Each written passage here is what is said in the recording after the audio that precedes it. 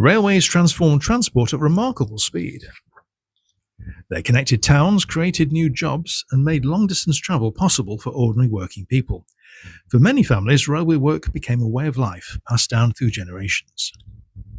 In the days of the 1920s and 30s, rail travel was infinitely slower than it is today. And supervising goods to Leeds, for instance, entailed quite a prolonged journey, didn't it? Oh yes, to take.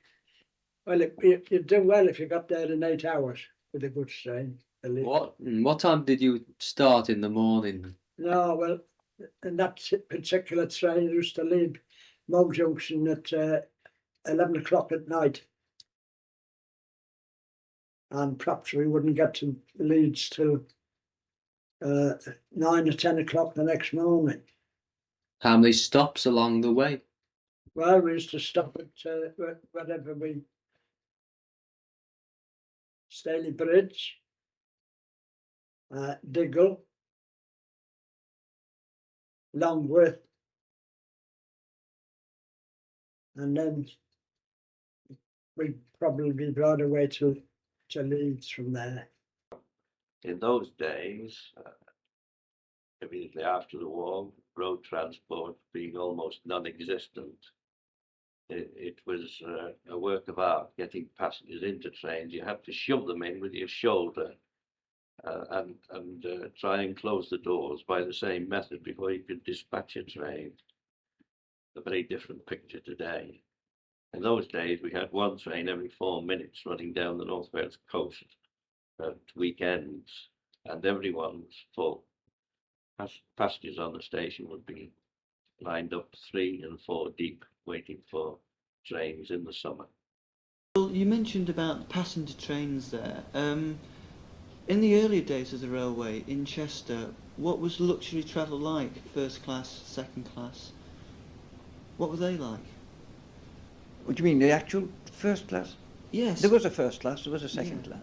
And how luxurious was that? How did it? How luxurious was that? Oh, it wasn't luxurious at all. Not by a modern standard. No, the third class coach, it was third, not second. The third class coach was, if I say a bench, a padded bench. And incidentally, when I was at Liverpool Road Station in carriage cleaning, this was before the time we had gas lighting, and I had to have to clean the gas, which on top of the roof of the coach. Right? The first class was what we would call a semi-chair, which similar thing, but with deeper cushions, and that's all.